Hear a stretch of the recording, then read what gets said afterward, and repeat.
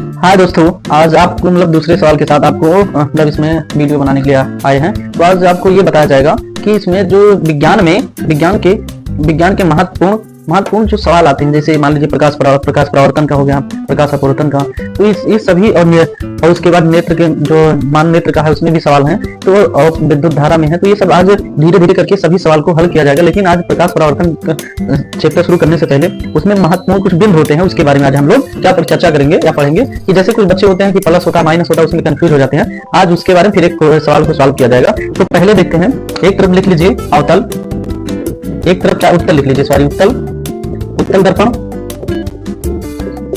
और एक तरफ लिख लीजिए अवतल दर्पण। ठीक, अब ये दोनों तरफ दोनों बताएंगे। ठीक, अब देखिए जो उत्तल दर्पण है तो इसकी जो फोकस दूरी होती है, मतलब फोकस दूरी, ठीक, उत्तल दर्पण में फोकस दूरी क्या होती है? धनात्मक होती है। क्या होती है? धनात्मक। कैसे होती है? धनात्मक होती है। ठीक, अब फोकस दूरी इसकी क्या हो जाएगी? धनात्मक होती है। जो इसका धनात्मक होती है, जो इसकी वक्रता त्रिज्या, मतलब उत्तल दर्पण की वक्रता त्रिज्या कैसी होती है? वक्रता त्रिज्या, अगर वक्रता त्रिज्या की बात करें तो वक्रता त्रिज्या का सिंबल क्या है? आर। तो ये कैसी होती है? ये भी क्या होती है? धनात्मक होती है। कैसी होती है? धनात्मक होती है। अब दूसरा चीज ये आता है कि जो इसके प्रतिबिंब होते हैं, ठीक, वस्तु की दूरी कैसी होती है? जो अब इसमें उत्तल दर्पण में वस्तु की दूरी कैसी होती है? ऋणात्मक होती है। क्या होती है? ऋणात्मक होती है। तो ऋणात्मक होती है। अब दूसरी चीज है कि इसके जो वास्तविक बिंदु होंगे, ठीक, वास्तविक प्रतिबिंब की, मान लीजिए वास्तविक प्रतिबिंब क्या होगा? ठीक, प्रतिबिंब की दूरी क्या होगी? जैसे मान लीजिए पॉइंट में पहला पॉइंट, दूसरा, तीसरा, फिर चौथा, 4 नंबर पॉइंट है। तो जो इसका मान लीजिए वास्तविक, मतलब उत्तल दर्पण में वास्तविक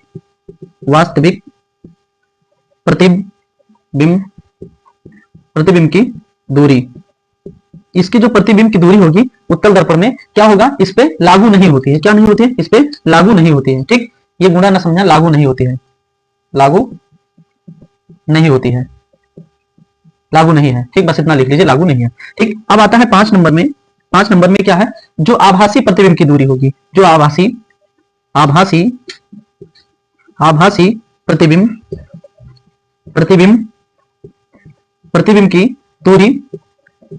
की दूरी क्या होती है? जो आभासी प्रतिबिंब होगा वो कैसा होता है? तो आप बता सकते हैं उसकी आभासी प्रतिबिंब क्या होगा? धनात्मक होता है। क्या होता है? धनात्मक होता है। ठीक, क्या होता है? धनात्मक। अब 6 नंबर है, 6 नंबर पॉइंट हम क्या देखेंगे? जो वास्तविक प्रतिबिंब की लंबाई, वास्तविक प्रतिबिंब लंबाई क्या होती है? उस पर लागू नहीं होती है, लागू नहीं है। ठीक, अब 7 नंबर पॉइंट क्या है? जो इसका आभासी प्रतिबिंब की लंबाई क्या होगी? धनात्मक होती है। क्या होती है? धनात्मक। अब तो ये तो किसका होगा? उत्तल का होगा। किसका होगा? उत्तल दर्पण का। अब इसी तरफ क्या देखते हैं, अवतल दर्पण में क्या होता है? क्या प्लस होता है, क्या माइनस होता है? ठीक, वस्तु की दूरी, अब ये तो होगा। अब इसमें देखते हैं क्या प्लस होता है, क्या माइनस होता है। अब अवतल दर्पण में जैसे फोकस दूरी क्या होती है भैया? फोकस दूरी इसमें क्या होती है? ऋणात्मक होती है। क्या होती है? अवतल दर्पण में फोकस दूरी क्या होती है? ऋणात्मक होती है। जो वक्रता त्रिज्या होती है आर बराबर, वो क्या भी होता है? ऋणात्मक होता है अवतल दर्पण में। अब जब अवतल दर्पण में ऋणात्मक होता है, जो वस्तु की दूरी होती है वो भी क्या होती है? ऋणात्मक होती है। क्या होती है? ऋणात्मक होती है। और एक चीज बचता है, अब जो क्या है, वस्तु की दूरी क्या होती है? इसमें ऋणात्मक होती है। दूसरी चीज है वास्तविक प्रतिबिंब की लंबाई, जो इसमें वास्तविक प्रतिबिंब की दूरी वो क्या होती है? ऋणात्मक होती है। क्या होती है? आप ऋणात्मक होती है, याद रखना। क्या होती है? ऋणात्मक होती है। क्या होती है? ऋणात्मक होती है।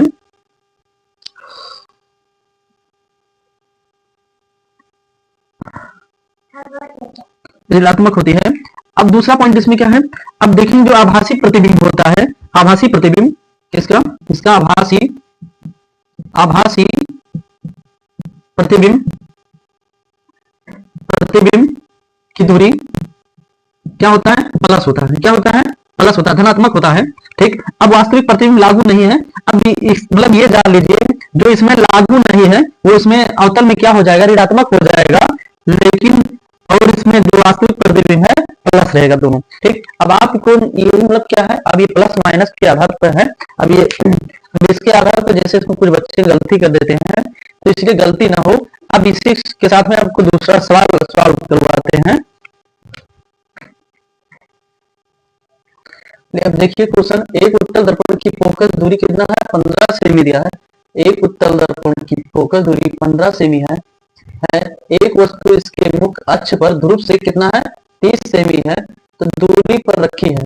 वस्तु के प्रतिबिंब की स्थिति ज्ञात कीजिए। क्या ज्ञात कीजिए, स्थिति ज्ञात कीजिए।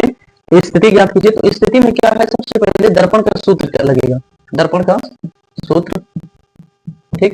तो दर्पण का सूत्र क्या होता है, 1/f बराबर 1/v प्लस 1/u, ठीक। अब इसमें हम सॉल्व करते हैं। अब इसी के साथ में अब देखिए, अब इधर देखिए, अब क्या है, हमें यह का मान कितना दिया है, फोकस दूरी कितना है, 15 सेमी है, ठीक। अब आपको बताया कि उत्तल दर्पण में फोकस दूरी क्या होगी, धनात्मक होती है, धनात्मक, और भी क्या होगी, भी ये क्या होगा धनात्मक, यू क्या होता है माइनस, क्या होता है प्रतिबिंब की वस्तु की दूरी देखिए क्या है, माइनस है। अब रखते हैं सूत्र पे, 1/f का मान कितना है भैया, 15 सेमी है, 15 सेमी है, बराबर 1/v प्लस 1/u का मान कितना है, u का मान कितना दिया है, 30 सेमी है। u का मान कितना, सॉरी यहाँ u का मान कितना है, 30 सेमी है, तो क्या होगा माइनस 30 सेमी होगा, ठीक। अब जब 30 सेमी होगा, इधर प्लस से पक्षांतर करेंगे, 1/v बराबर प्लस है तो पक्षांतर करेंगे क्या हो जाता है माइनस, तो माइनस में है तो पक्षांतर करते हैं प्लस में हो जाता है, तो 1/15 प्लस 1/ क्या हो जाएगा 30 हो जाएगा, 30।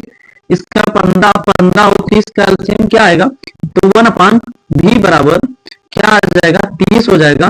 कितने से इसकी एफिशिएंसी निकलेगी, 15 का है, तो यहाँ 15 गुना क्या होता है 30 होता है, और प्लस में 30 करना 30, तो कितना हो जाएगा 1/v बराबर 3 बटे क्या हो जाएगा 30 हो जाएगा, तो v बराबर 30 बटे क्या हो जाएगा 3 हो जाएगा, 10×30, तो हमें v बराबर क्या आ जाएगा, ऐसे भी कर सकते हैं, अगर मान लीजिए 3 का नाम 3 दाम 30, तो हमें 1/v बराबर 1/10, तो v बराबर क्या आ जाएगा 10 सेमी आ जाएगा, लेकिन किसमें प्लस में। अब एक तरीका आप ये वाला लगाएं, और एक तरीका आप ऐसे भी लगा सकते हैं, इसे रख कर देते हैं, ठीक। एक तरीका आप लगाना चाहें तो ऐसे भी कर सकते हैं। तो क्या दिया है, v बराबर क्या दिया है, तो f इंटू u बटे f प्लस u, ठीक। v बराबर f का मान कितना है, f का मान दिया है 15 और